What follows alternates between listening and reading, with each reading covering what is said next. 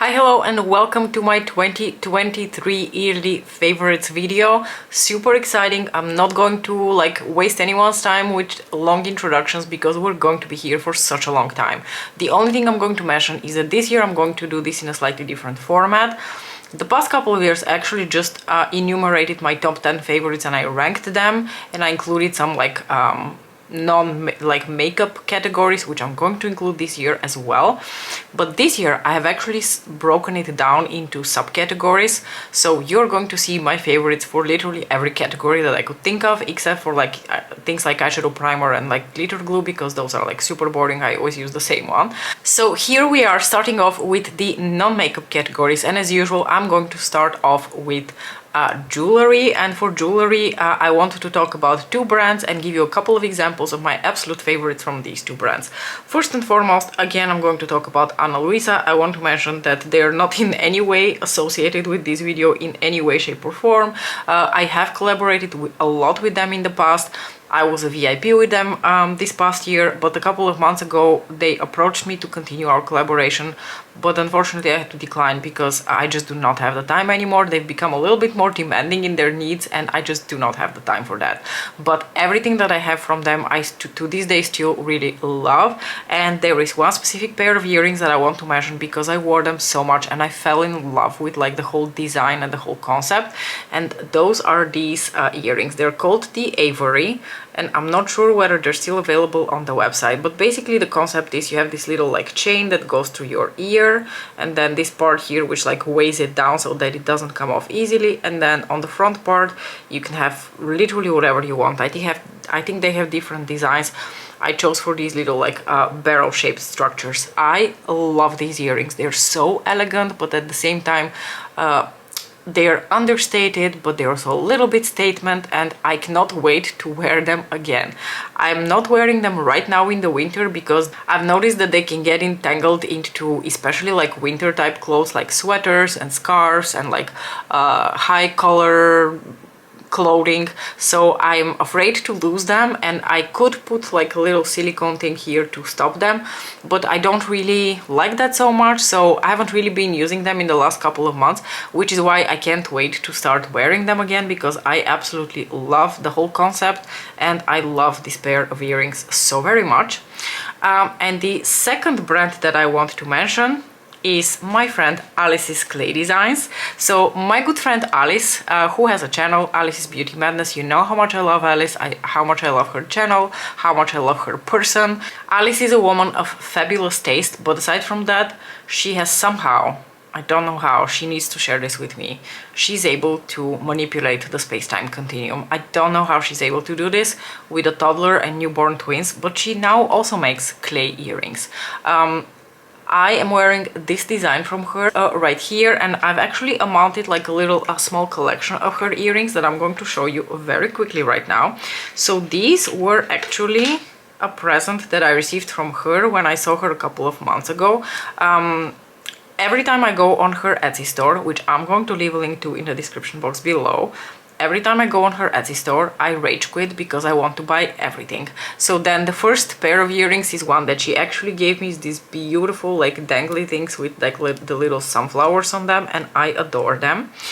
Then this pair, this beautiful pair of teal gorgeousness, came into my life a couple of weeks ago completely accidentally. We were playing this Christmas steal the present kind of game, and one of my friends had ordered a present for somebody.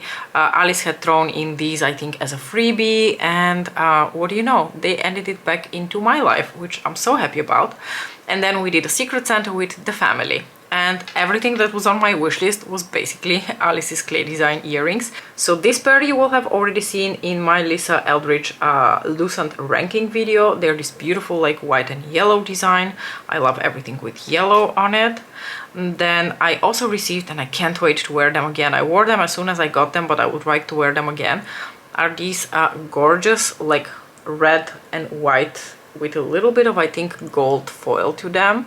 Very, very Christmassy, very, very festive. And these are the most statement out of the bunch. They're this beautiful like grass green color with the little leaves design on them. I absolutely love them. I think they match my sweater super beautifully. I just love everything that Alice makes. Honestly, I can never choose anything, and I have placed a huge order from her. I'm going to see her on Thursday, so not tomorrow but the day after, to receive a whole bunch, like a whole new load of her earrings. I love them so very much. I think they're so fun, they're so elegant. They can be very understated, but they can be also like quite statement. And because they're made of clay, they're not heavy. So even if they're this big, usually when you have something this big, it tends to be quite heavy, and that's why I stopped wearing like these sort of like bigger statement earrings, because my ears get really irritated, and at the end of the day it's really a burden to wear them, like literally a burden. But these, because they're made of clay, are so lightweight, and Alice and I do share a certain amount of aesthetic between each other, and we do share, you know, a common theme when it comes to colors that we really enjoy. So literally everything she makes to me is stunning. Moving on from jewelry to another category that I really love to ramble about, especially this past year, and it has been perfume. 2023 was the year that I finally decided to venture out of like the more classic luxury brand perfumes and try a couple of more niche things, at least niche for me. I think for a lot of people these brands are quite well known, established, and they're familiar with their perfume art.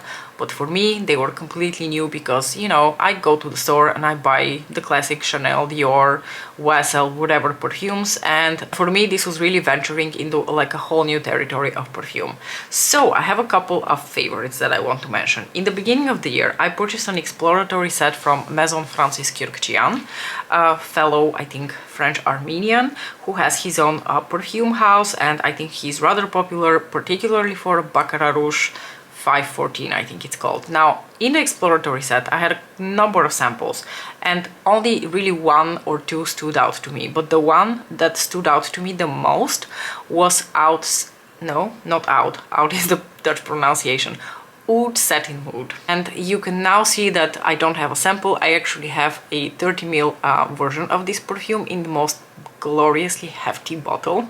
So, like, it's such a experience to just receive an order with an actual perfume from a perfume house like this. Like, the packaging is so well thought out, it is so elegant. Everything about this bottle screams that you invested your money into something that is truly luxurious. I don't know if these are refillable in any sort of way. I'm now thinking whether that would be something that I would really like perfume houses to do, which is offer these hefty bottles but also refillable, because it's a waste if I have to throw this away when it finishes, which will not be anytime soon, because Oud Satin Mood is a very long-lasting, very powerful scent where you need the tiniest bit, and I am very sparing with perfume. I don't douse myself in perfume, so I will probably need some years to go through this bottle. But the reason I fell in love with Oud Satin Mood is that it is so unique to anything that I have ever smelled before. It has these like classic like woody scents to it that I was not familiar with. It is cozy, it is warm, it is more of a winter scent than it is really a summer scent, but it is just so unique to everything that I've ever smelled before in the most pleasant sort of way. Like, I was really very pleasantly surprised by this perfume. Baccarat Rouge was also very unique, but there were some notes in that perfume which didn't agree with my skin and came across very medicinal. I did not like Baccarat Rouge. I think I sprayed it twice, and I could appreciate some of the notes in Baccarat Rouge and the uniqueness of it, but Oud Satin Mood to me is like in a whole new tier of fabulous. So I fell in love with the perfume, and then I decided to get a 30 ml bottle a couple of months ago after I finished the sample. Another perfume that is actually more of like your classic, maybe classic luxury brand perfume is the I think the perfume house from Tom Ford. So he has the ones that are a little bit like lower tier that you can find easily in the store, and then you have some which you can only find in his like more niche luxury department stores. I don't know. Anyway, this is Bitter Peach. I smelled bitter peach finally after lasting after it for some years. I didn't dare to buy it without smelling it because I really wanted it to smell like actual peach, because certain peach scents say that they're going to be peach, but they're not. There's nothing like peachy that I can detect in them, and this is peach to its core, and it remains peach for a really long time, at least on me. I really love this perfume. Arguably it is more of like a summer scent because of the, you know, peach notes to it, but I still really enjoy wearing it every now and then, even in the winter months. But I just love everything about this perfume. Again, the packaging, the actual perfume, the way it wears, how long it wears, how it projects, everything about it. And the last perfume I want to mention is another, you know, recent venture into like the more niche brands, and it is again a brand that a lot of you will be familiar with, which is by Kilian. I ordered a little exploratory set with 5 of his scents a while ago, and then again, one of them truly stood out to me, and that was Angel's Share. Now, I only have the little sample, and the little sample is completely finished because I spritzed every last bit of it, and I am getting it as a present from my husband for my birthday. But I fell in love with Angel's Share. It is the coziest, most like warm, like you're at home by the fireplace, the apple pie is in the oven, and you're maybe shaking your little like glass of brandy by the fire waiting for the apple pie to be finished, because these are the notes that go into this perfume. It's like apple pie but make it slightly boozy. It is such a beautiful warm winter scent. I absolutely fell in love with it. It wears amazingly. Like, you can't see her because she's all the way there in the corner, but there is a very sleepy Mona here next to me. Anyway, continuing on with another non-makeup category, we're slowly getting in there, guys. Makeup brushes. So this year I want to include again 2 brushes from Sonia G that have really stood out to me. One of them isn't really new, but I purchased like the full size of it. Well, not the full size of it, this is a stupid way to describe it. So I had a little mini of this brush before, because it was originally released in her first Keyaki set, and she recently re-released this brush in the Walnut series. So this is the classic cheek. First of all, a piece of art with this beautiful wooden walnut handle on it. But the actual brush is really fabulous and such a multitasker. I know this brush very well because, like I said, I have it in the Keyaki set, so I've been using it for years. It's just that the one from the Keyaki set is significantly smaller in size, which is why it is perfect for traveling. So when I go traveling, I take this brush with me to do a bunch of things. I take it sometimes to do powder, bronzer, and blush with it. And if I'm really not feeling like taking anything else with me, I will even use it for highlighter. Highlighter is probably the only thing that it is really not my favorite for, because it is just too big and too fluffy. But for everything else, it is perfection. It is so soft. The bristles are very mobile and they just glide on your skin. They buff the product so beautifully, while the brush being so incredibly soft and pleasant on the skin. I've really like fallen deeply in love with this brush. And the other one from this set, actually, that is a favorite of mine this year, is the Worker L, which I believe is a new shape of brush in her lineup. It is basically like a very large blending brush.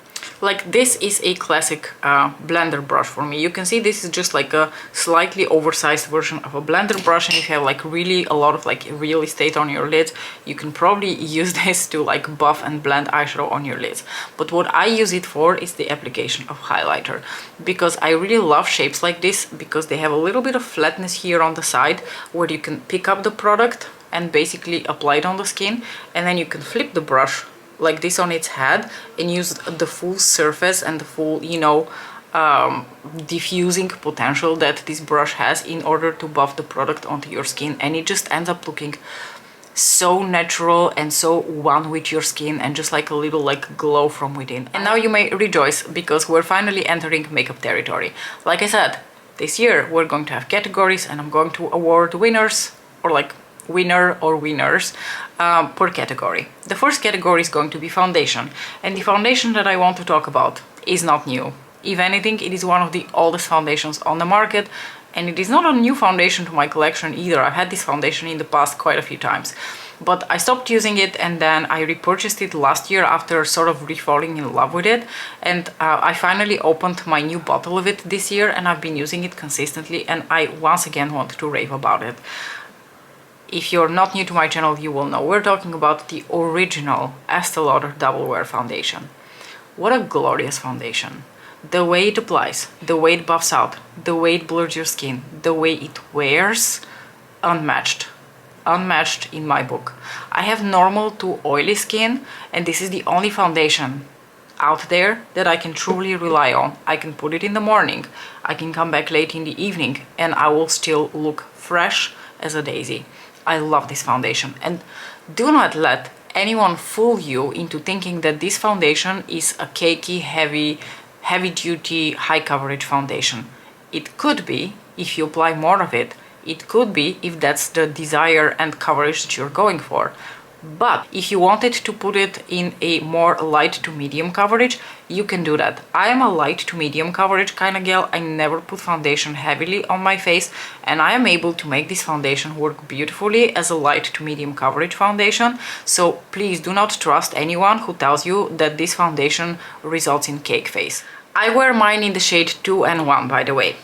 The next category is going to be concealer, and I think if you've been around these territories for a little bit, you will know that the winner is unequivocally, without the shade of doubt, the Dior Skin Correct, let me pronounce it correctly for a change, the Dior Forever Skin Correct Concealer, which comes in this beautiful hefty little bottle here. This is the shade 1N, by the way. I only picked up this foundation to try it this year off of recommendation of Charlotte Holdcroft, because I was getting a little bit desperate in the beginning of the year, because my favorite concealer had been the Bendy Avocado Concealer from First Aid Beauty. I still have one in the deeper shade that I can use in the summer, but my lighter shade was gone. And I was really looking for a concealer, and I tried the Huda, the really new popular one by Huda. I got it off the recommendation of Martina. I also purchased the concealer, not the color corrector, from Charlotte Holdcroft, again to use sort of as a concealer. I need a formula that is truly non-drying. There cannot be anything drying to the formula, because otherwise it's going to like suction all the life and moisture out of my skin. I already have really dry under eyes, and the Huda concealer was too high coverage for me, too much coverage, and it was just too heavy and too drying on my skin, not to mention that I bought it in the wrong color. The color corrector from Charlotte Tilbury was just okay, but again, it wasn't my favorite. It didn't create a good texture underneath my eyes together with my skin, so I gifted that to a friend, and I think she's really happy with it. And thank goodness for Charlotte, who came to save the day, because I don't know what I would have done otherwise. Now, I have to say, the Lancome Ultra Tainted is another formula that I really enjoy. This is a really good concealer as well, but it's in a slightly too dark of a shade for me to wear throughout the rest of the year. But this concealer, the Dior concealer, is everything and so much more. It is creamy, it is hydrating. I don't know whether it's hydrating, but at the very least it doesn't dry out my eyes. Not when I put it on, and not throughout the day.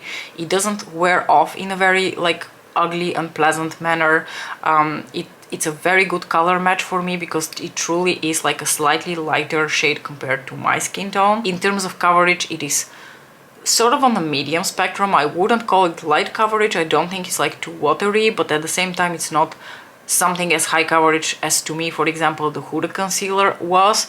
It is somewhere in the smack middle when it comes to coverage, and I think you can build it up because of how beautifully versatile this formula is. It is such a gorgeous concealer that I can tell you this is going to be for sure a repurchase for me, and I truly hope Dior doesn't get it into their heads that they need to reformulate it, because I would cry.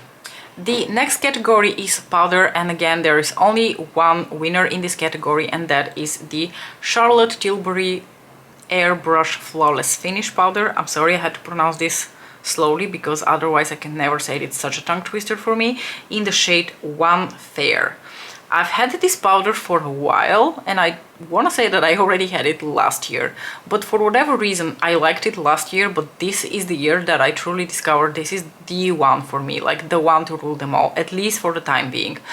Even, you know, like I said, with foundation things can change, and so can things with powder, but I found now a golden combination that works really well, which is this Estee Lauder Double Wear Foundation together with this powder. You can already see the huge pan that I have in this powder, and I'm already considering whether or not I want to repurchase it when it's finished. I don't like to have too many powders in my collection, and there is still one from Gucci that I would like to finish before maybe I repurchase this one, but I adore this powder. It's easy to use because it is in a pressed form. I'm not a huge fan of loose powders. For me, this is the perfect color. It's very lightweight. It is definitely a very, very blurring, which I really appreciate because I don't use a primer, like a blurring primer, so I really rely on my foundation and powder to do the heavy lifting when it comes to blurring my pores, and it just makes my foundation and my base last all day long. What more could you want from a powder? And together with the Estee Lauder foundation, it just makes such a good combination that I never have to worry about my base sliding around or lifting or disappearing or anything of the sorts. So I've actually turned into a really like huge fan of this powder. The next category is one that I would usually consider extremely unexciting and very boring, but I want to talk about this product because it is that good. This is another recommendation of Martina, but this one was just an absolute hit for me. The category is brows, and the winner is the Too Faced Fluff and Hold Laminating Brow Wax. It looks like this. The brush is rather big but thin enough, I think, to really work very well. I've already removed the stopper on this and I'm really like scraping the last bits of this, but I already have a backup because I love this. My favorite used to be the L'Oreal Brow Artist Plumper, which is more of like your tinted type brow gel or like brow mascara. But because I'm already blessed with such full brows, I don't really need to put any extra color through them. I do, however, very much enjoy the laminated effect, so like the little like feathered out brows that sort of look like stuck on your face. For whatever reason, I really enjoy that effect, and this gives me that. And not only does it give me that, it holds them because I have very like thick, unruly brows, and very little products can actually make them stick in their place for a significant amount of time. And the Too Faced one does it like it's nothing. I have to say, you have to be careful when you apply this though, because when I first bought it and I first opened it and I was applying it straight off of the tube and then just combing through my brows, a couple of times I felt like my brows were covered in like white wax and they looked very like stiff and unnatural. And then I discovered that what I can do is apply the product a little bit to my brows with this spoolie and then go in with a little spoolie that I just cleaned off of the laminating brow wax. So an older one of these, back when the packaging was actually bigger. And then I can just comb through my brows, and in that way I remove the excess of the brow wax from the Too Faced spoolie that just applies way too much, and I've really fallen in love with this way of doing my brows. So currently this is my absolute favorite product for brows, and this is my absolute favorite way of applying and wearing my brows is. So, okay, another category that I would consider relatively boring, and if you've been around my channel for a while, you're not going to be surprised and you're going to be like, why are you talking about this again? We've heard about it for the past 15 years. But we're going to talk about mascara, and we're going to once again talk about my absolute favorite, which is the Extra Sculpt Mascara from Kiko. I want to point out, not in the waterproof version, just the normal Extra Sculpt Mascara. So Kiko is an Italian sort of drugstore brand. I don't think they're drugstore. I find their makeup to be actually excellent quality, their packaging to be absolutely excellent for the price, and I think they're super underrated on the market as it is. But this mascara specifically is one that I've been using for, I want to say, at least the past 5 years. I've tried other mascaras, and every time I try something else, I go back to this because I end up regretting my decision to move away from it. The only thing that I know people really dislike is the hourglass shape of the bristles here on the wand. I don't really know why they've chosen for this. It doesn't really bother me. I never really have issues with it. But for me, this mascara does everything that I wanted and more. It gives me length, it gives me volume, and it doesn't smudge on me. I know Alice picked up this mascara recently and she hasn't been too impressed with it, which goes to show you that mascara is one of those products that is going to be deeply personal.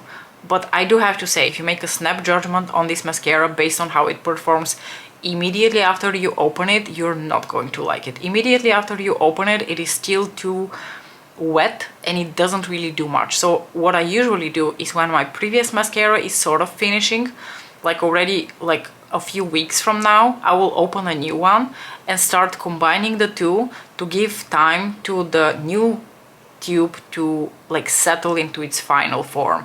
Because once this mascara dries to a certain extent, it hits that sweet spot where it just makes your eyelashes look like they are falsies. It is not the mascara that I'm currently wearing because, and I wanted to mention that again in reference to mascaras smudging on me. I have tried now the Max Tech mascara and I received as a gift, as an apology gift from Pat McGrath Labs a couple of months ago, the Dark Star mascara. Both the Max Tech and the Dark Star from Pat are so much more expensive. They're in the ballpark of 30 euros. And they're both really good mascaras. Volumizing, black, lengthening, whatever you want to call it. I actually really like this mascara. This is the Dark Star. And it comes in with like a ton of product. I still haven't finished this one. But this smudges on me. In the end of the day, when I get a little bit oily, especially here, and now my eyelashes can touch my like brow area quite easily because they've gotten really long thanks to another product that we're going to talk about in a second.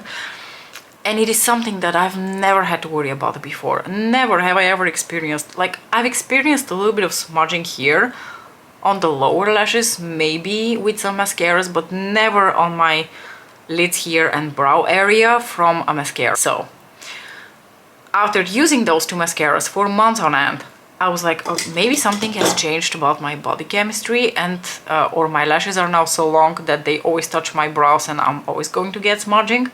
But no, I went back to my Kiko mascara and I immediately forgot about my smudging problems. Now, since we're on the topic of lashes, I'm going to go back to like the non-makeup category for a second because I thought the two sort of belong together.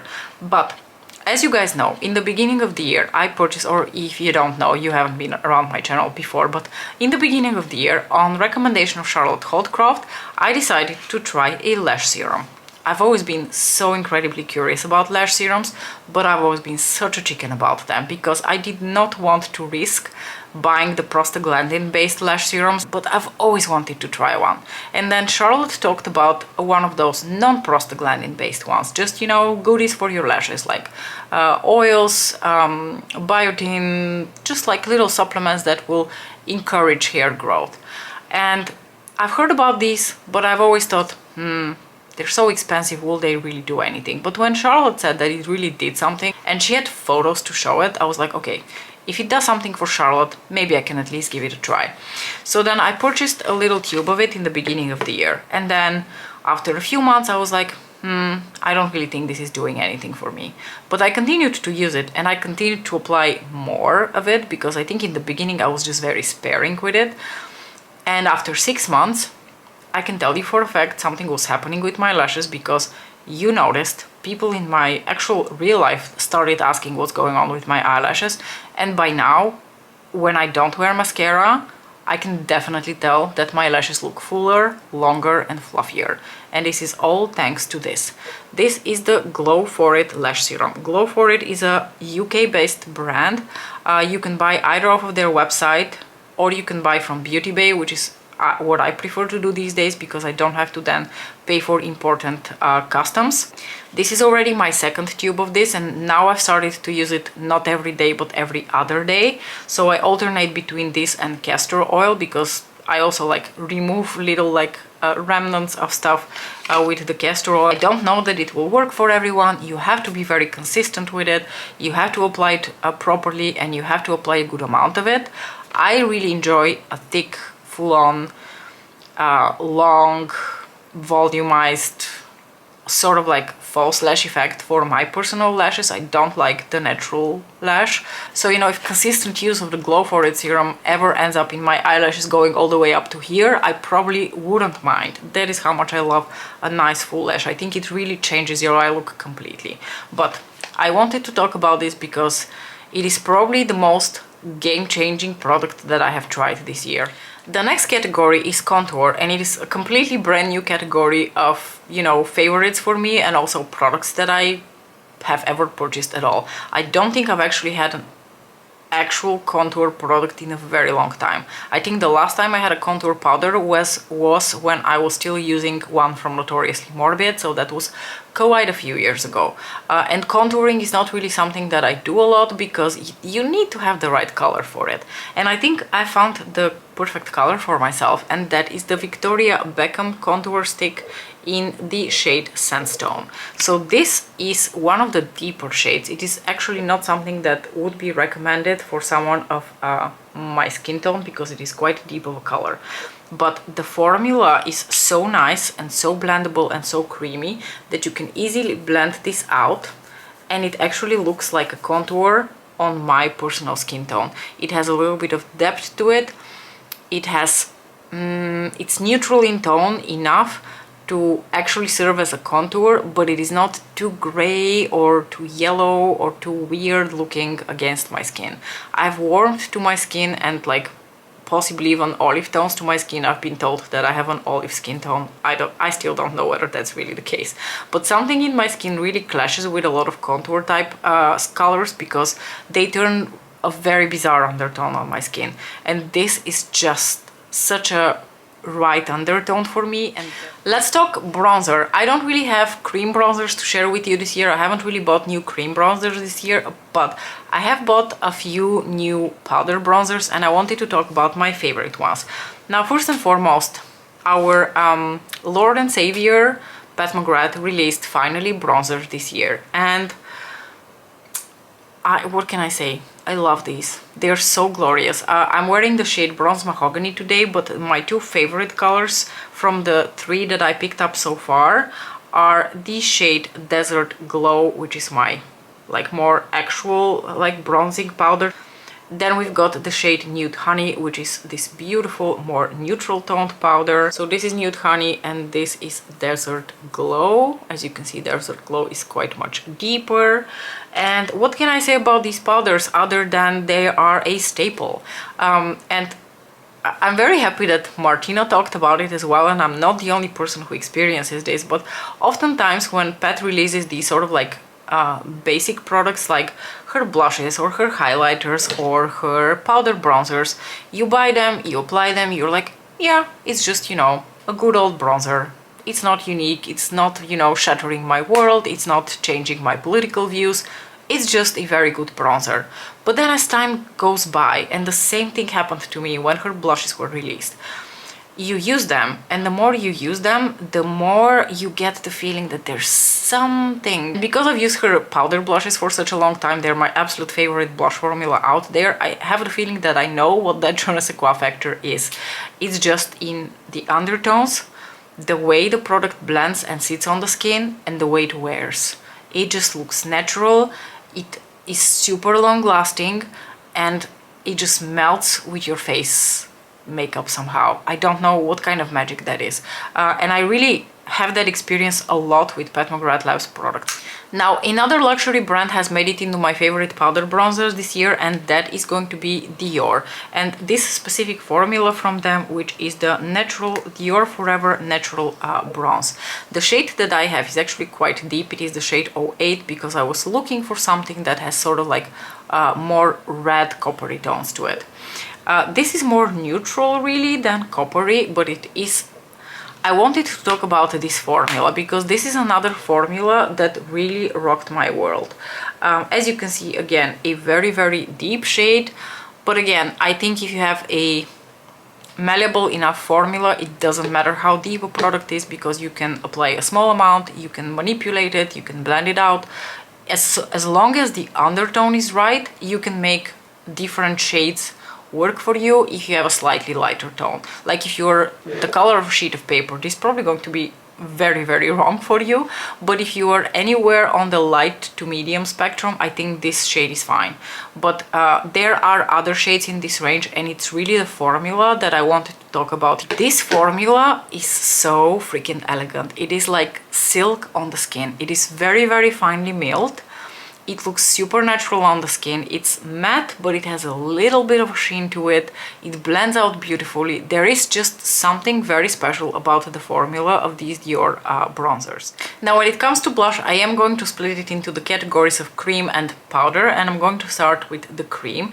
And I have two brands here that I would like to talk about. First and foremost, again, our Lord and Savior graced us with a cream blush formula this year. So these are the Pat McGrath Labs The Divine Blush Glow Legendary Color Bombs.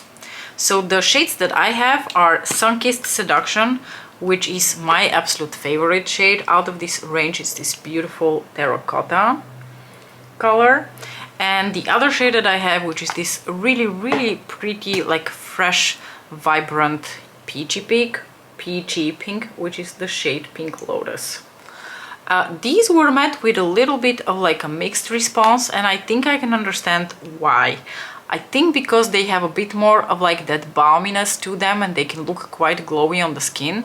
I have, like I said, normal to oily skin, and what I like using with this specific formula is a very dense brush to apply, because the dense bristles will soak up a little bit more of that like shine and balm to the formula, and you will be left with this very natural, very like, yeah, just natural glowing from within cheek. I actually really like the formula of these. I don't find it to be non-long wearing. I don't have an issue with these wearing away faster throughout the day. So for me, maybe they last a little bit shorter than her powder formula. So I thought these were an absolutely welcome addition to the Pat McGrath Labs range of products. The packaging may be a little bit questionable. I personally don't mind it. Now, the other brand that I want to talk about in this category is one that always excels when it comes to their packaging, and that is Victoria Beckham Beauty. And I actually am including this in this year's favorites, even though I already have this blush since last year, because I think I only started to appreciate it this year. So this is the Cheeky Posh formula from Victoria Beckham Beauty, and the color that I want to specifically mention in this category is the shade Playground, which is this beautiful sort of like neutral cinnamony brownie shade that basically goes with everything.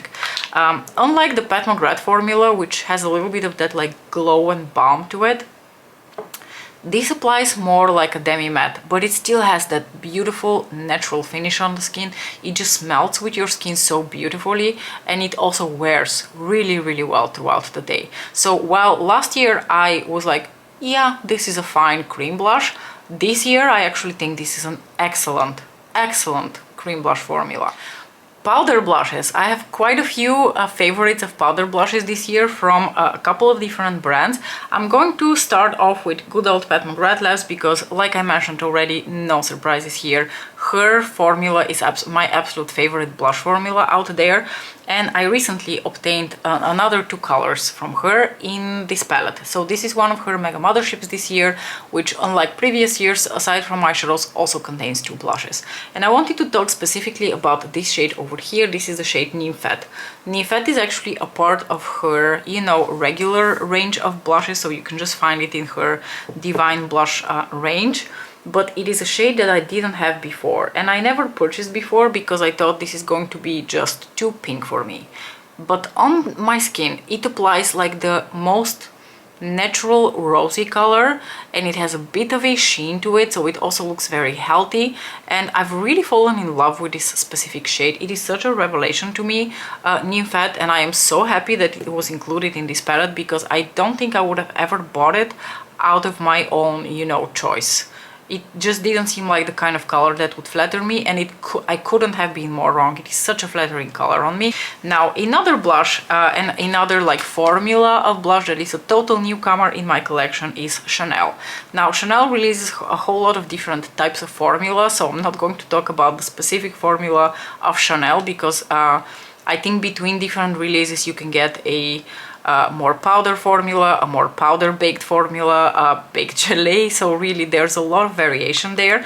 But the specific blush that I want to talk about this year is this one. This was part of their autumn limited edition collection. It came in 2 colors and I purchased this one. This is the shade 797 Beige Coral, which is this gorgeous pumpkin orange. I've wanted to have a true pumpkin orange blush for such a long time, and who gives it to me? Chanel, of all brands. Just such a stunning color. It's exactly what I wanted it to be. It is that true deeper pumpkin orange color, because a lot of other orange colors are like bronzy, or they're too red, or they're too brown, and this one is just the exact shade of orange that I wanted in a beautiful formula. This specific formula is more of like your traditional powder, but it's very finely milled. It is very fine, very pleasant, very, you know, filtering on the skin. So I really have nothing negative to say about the formula. I don't feel about it one way or the other, and it's really not the formula, but it's more of a combination of the luxurious elegant formula with this specific color that I've truly fallen in love with. And last but not least, who is surprised that we have 2 Gucci blushes that have made it into this year's favorites? Not if you've been following my channel for like a week. You will know how much I love these.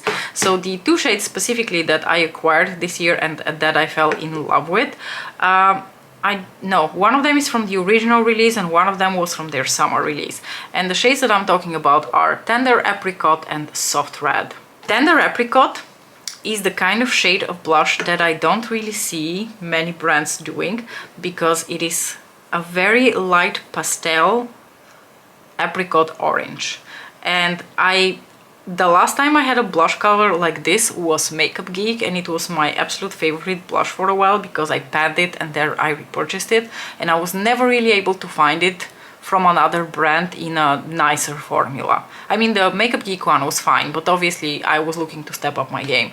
And Tender Apricot is exactly what I wanted. It is that beautiful Gucci formula. I like, out of all the luxury brand blush formulas that I've tried, Gucci is my absolute favorite, because it is lightweight, it is buildable, it looks very natural on the skin, and it has a beautifully blurring property to it.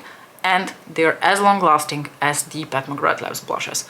But the shade Tender Apricot is just exactly what it says it is. It is a tender apricot, and I love it. It is such a unique shade of blush that I don't think you come across very often.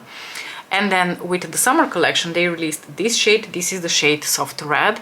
Soft Red is such a Mariam color. So if you really wanted to be an absolute like purist about it and keep the terms very simple, we would call this a coral blush. But to me, this is a coral with like a chili pepper note to it. And it's that chili pepper note to it, that little like hint of spice that I love about this blush. It is just so flattering on my skin tone. It is such a beautiful shade. I love everything about it.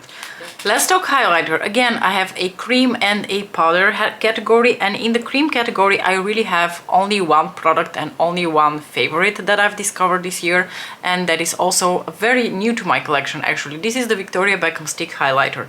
The one that I have is in the shade Pearl. So Pearl doesn't really have a lot of base color to it, and it is a very like light neutral champagne.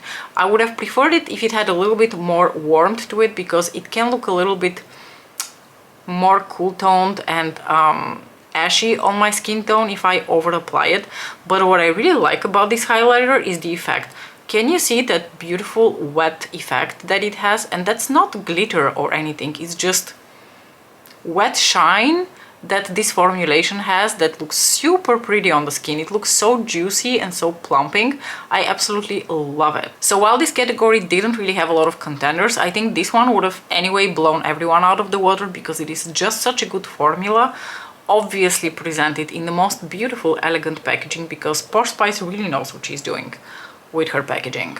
And in the powder highlight category, we have another good assortment of luxury highlighters here. Also the first time I think this year that I tried luxury brand highlighters. And first and foremost, I have to talk about the highlighter, the Couture Luminizers from Dior. So this comes in similar packaging to the bronzers, but the faux leather here is like shiny, whereas the other one was more like matte. But other than that, the packaging is completely the same. I do appreciate that you can differentiate between the type of product based on the packaging. There is just something visually very attractive to me about the way this pen looks and the way this powder looks. This is your classic baked gelée. This is without a doubt a baked gelée formula. It applies, wears, you know, it has all the benefits of a baked gelée formula. It is so stunning. It's buildable, but you can also have it a bit more like natural on the skin, or you can really build it up if you want it to have a good amount of shine. But it's a luxurious, glorious formula, and I love this color. This shade, Nude Glow, is a light gold champagne. Sometimes golden champagne highlighters can be too yellow or they can be too white, and you know, this one just strikes the perfect chords for me. It has a little bit of warmth without being too golden, without being too deep, and it is, you know, nude is a great way to describe this highlighter. In my opinion, there is also an undoubtedly discernible hint of warmth in here, which is why I really love this highlighter. The other two highlighters that I want to talk about are both from Chanel. One of them is from their new holiday limited edition collection, the Chanel oversized highlighters, and the shade that I have here is Precious Coral, which is the like corally shade.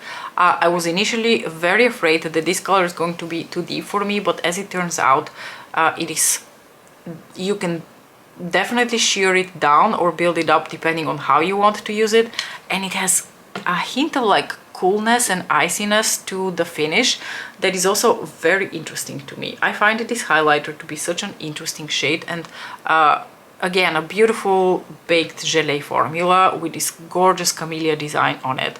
I really wanted to pick up also one of the golden shades, and I'm really doing my best to resist, because it's stupid to have this size of highlighter. I'm never going to go through it.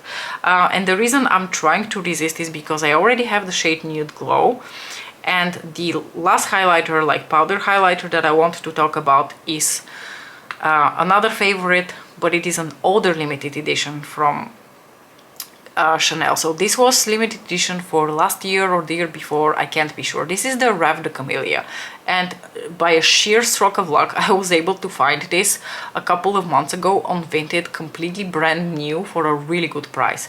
Now, I actually thought that Rêve de Camellia would be basically the same shade as Nude Glow, but as it turns out, Rêve de Camellia actually has a little bit of like cool tonedness and like a little bit of like a pink hint to it, at least on my skin. It is the kind of color that I think you can really buff out to basically look like you just have a glow without any sort of base to it.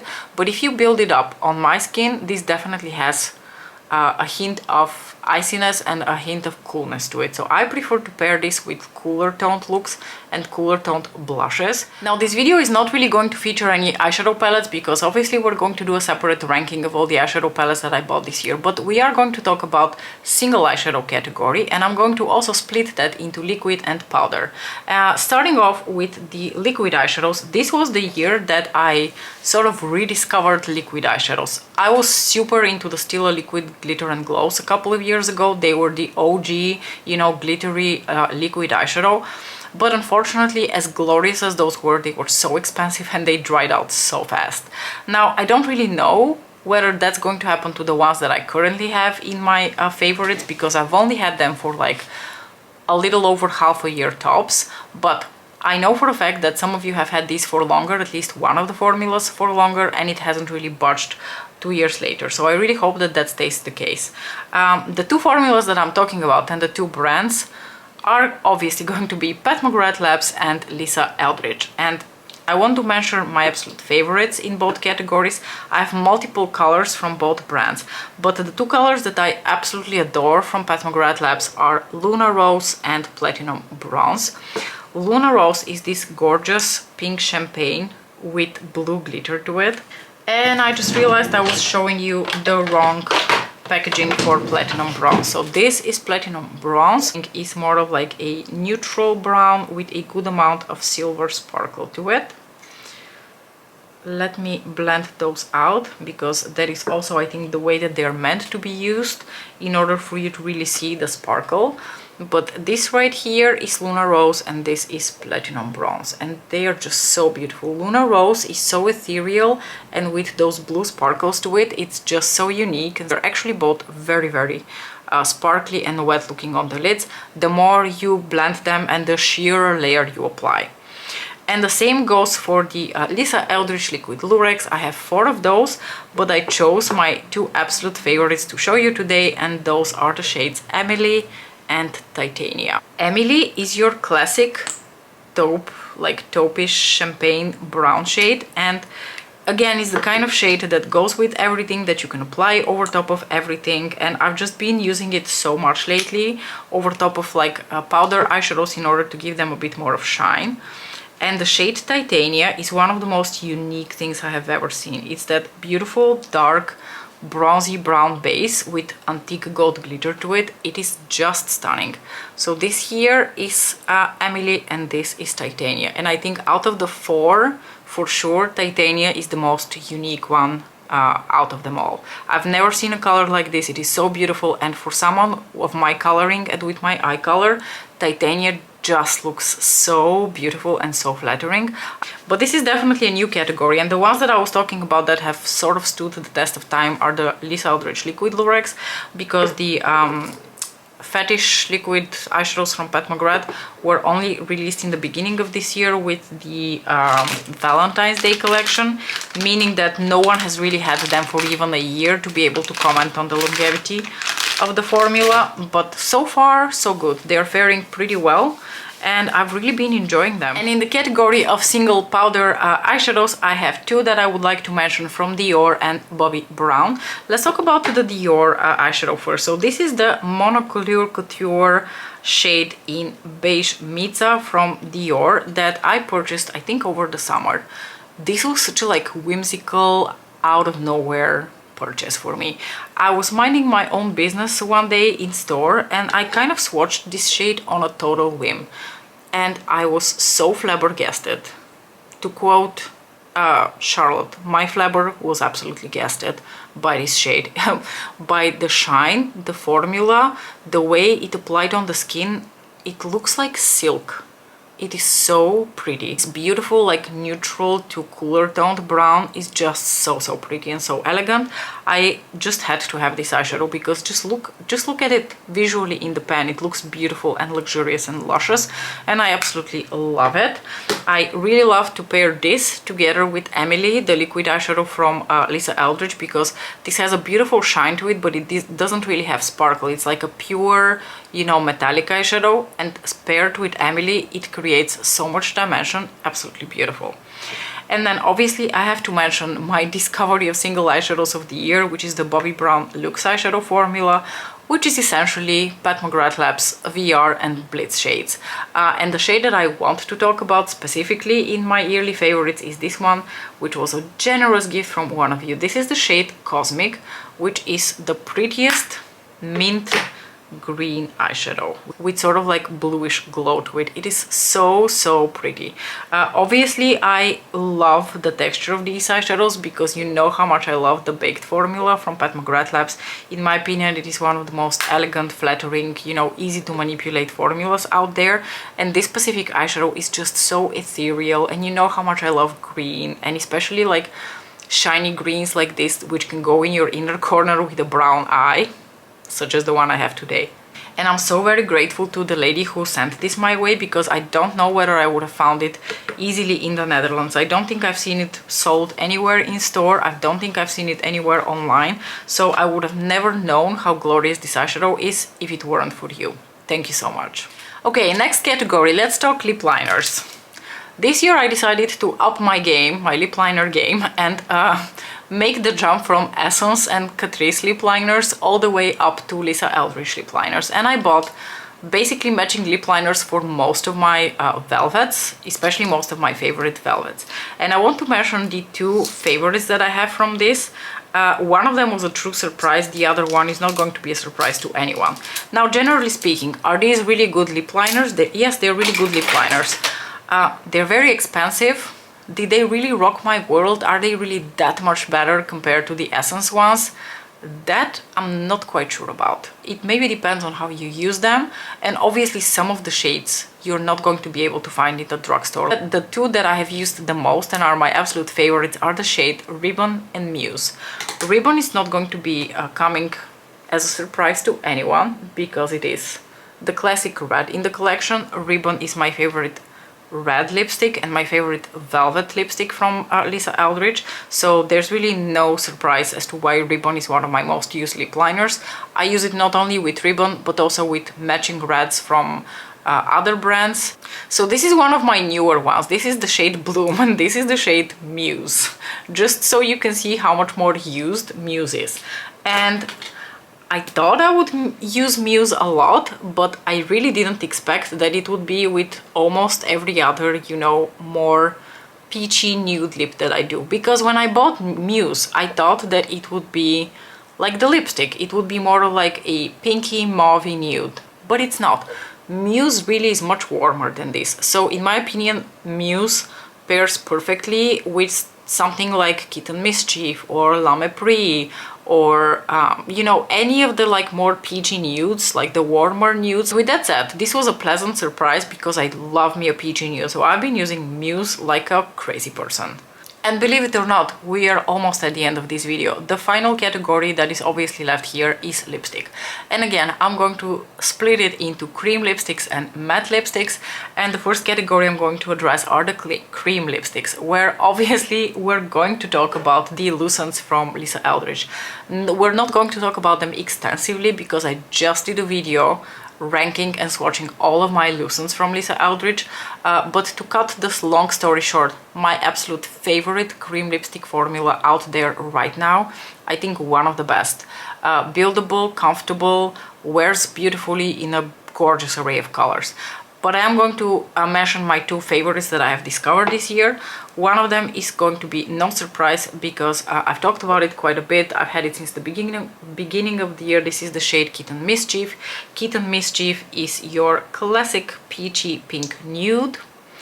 And the other one that I bought a bit more recently, but I've absolutely fallen in love with, is your more classic, you know, mauvey, chocolatey brown nude, which is the shade Painterly.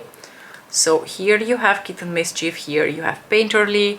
Again, I've done lip swatches of these, I've talked about them extensively in this video, but these two colors in particular are the ones that stand out to me this year, and I have really like absolutely fallen in love with both of them. They're just such glorious basic nudes to have in your collection. And finally, I want to talk about a bit of a newcomer and a formula that really like surprised me and came totally out of the blue. And we're talking about the Gucci cream lipsticks, and more specifically the shade Janet Rust. So first and foremost, Gucci always finds new ways to my heart with their packaging. Look at this. But what surprised me even more is the product in here. So the shade Janet Rust is really a very Mariam color. It's this light cinnamon brown shade with red tones to it. This is quite red in tone compared to a lot of my other like cinnamon colors. But what shocked me the most was how this color wears.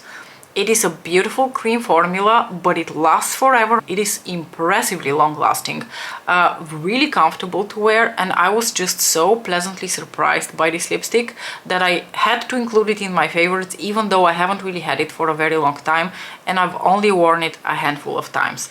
And the final category will be matte lipsticks. I'm going to talk about Pat McGrath Labs and Lisa Eldridge. Let's talk about my favorites from Pat McGrath Labs. We have two colors that have really stood out to me this year. One that I have talked about so much, that comes in the most beautiful, glorious casing, and the actual bullet is a piece of art. So this is the shade Rouge 8. Rouge 8 was a limited edition shade for, I want to say, Lunar New Year earlier this year, and it may have been re-released in her regular formula, because I think I saw Alice just show this lipstick on her channel, and I don't think it was in this casing. It was in her regular like black packaging. So I'm not really sure whether this color is limited edition anymore. It might have been added to her regular collection. But I love Rouge 8 because it is just such a beautiful, like somewhat brighter terracotta red. I've worn this lipstick so much throughout the year. I've talked about it so much. And the other shade that I bought with the beautiful heart charm design here on the packaging is an absolute classic from Pat McGrath Labs. This is the shade Elson, which is her, you know, classic, more like neutral blue toned red. I've had my eye on this lipstick for the absolute longest time, but because I have so many reds and I have so many like classic reds, I thought it's really stupid to buy Elson. But you know what? I do not regret my choices. I love this lipstick. So this is a swatch here for Rouge 8, and this is Elson. As you can see, Elson is your classic ribbon-esque type shade. It is a little bit deeper than ribbon, but very much in the same vein as it. And this is the shade Rouge 8. It's fun, it's brightening, it really livens my complexion. I do enjoy the matte trans formula quite a bit because even though it is a matte lipstick, it has a little bit of like slip and sheen to it, so it is not super drying on the lips. I find it pretty much in the same vein as the Lisa Eldridge velvets. And now let's finally talk about the favorite velvets that I have picked up from Lisa Eldridge this year, because there have been quite a few. I am going to do this without any sort of rhyme or reason. I'm just going to pull out lipsticks here and show you. The first one is the newest one of the newest velvets that I have. No, this is my newest velvet. This is the shade Velvet Enchantment. It is not a new shade. It was released actually with the holidays last year. But again, because it is a red and I have so many reds, I thought, stop buying reds, Maria. But then I bought Velvet Enchantment and I was like, what the hell? How is this so unique and so different compared to all the other reds that I have in my collection? Because it has, again, that enlivening quality to it and that sort of like brightness to it, but it also is a little bit muted, and it is just such a different red compared to everything else that I have in my collection. And being a lover of red, finding something that surprises me is unusual. So Velvet Enchantment definitely makes the list. Let's talk about the reds. Let's talk about Bloom. So Velvet Bloom was a limited edition lipstick that Lisa Eldridge released for the spring and summer. And Velvet Bloom is more of like your classic rosy red with like a little bit of like mutedness to the tones to it. And there's just something about the tones of Bloom that I just find so elegant and so feminine. And you know, it's a red, but it's not a red that it is in your face, but it still has that like punchiness and that pigment that's being delivered by the velvet formula. And it being in the velvet formula, it has a specific, you know, feeling on the lips. I don't really know how to describe it. I really enjoyed getting Bloom in the summer. I haven't really been wearing it much lately, which is a mistake. I should probably wear it again soon. And then a lipstick that really surprised me, and I would probably not have bought unless I had borrowed it from one of my friends at work to try. It is the shade Rain. Rain was also released with the holiday collection last year. It was one of the newer velvets that Lisa Eldridge released. But it's a pink, and I am usually not a huge fan of pinks. I'm very picky with my pinks. With my reds, I'm very promiscuous. Pretty much any red will do. But with my pinks, I'm really picky and choosy. And for me to pick a pink lipstick and call it attractive and flattering on me, that's saying something. If you want something that is in the pink realm, but it has a bit more of depth and neutrality to it, I think Rain is such a beautiful shade. And last but not least, bringing it home with the lipstick that I am actually wearing today, and one of the absolute revelations for me this year, it is the shade Velvet Blush. So Velvet Blush is a shade that has been around Lisa Eldridge's collection of lipsticks for a while. I want to say it's one of her oldest colors, but it's described as a berry on the website. And again, I'm not usually a huge fan of berry shades because I associate them, you know, with purple, not really tones that super flatter me much. But look at this color. Look, I don't know why I'm swatching it here when it's already on my lips and you can see it here. This is not a berry. I can see why she calls it a berry. It has hints of berry to it, but to me, this is a nude rosewood shade. And it is just beautiful.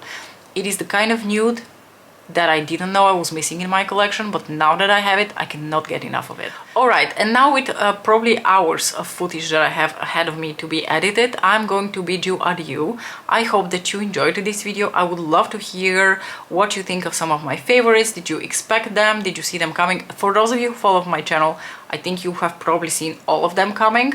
I'm curious to hear about some of your absolute favorites that you have discovered this year. Thank you so much if you stuck around all the way to the end of this video, because I'm sure it was a long one. And what can I say? We will probably see each other very, very soon, because I finally have a bit more time to film. Bye!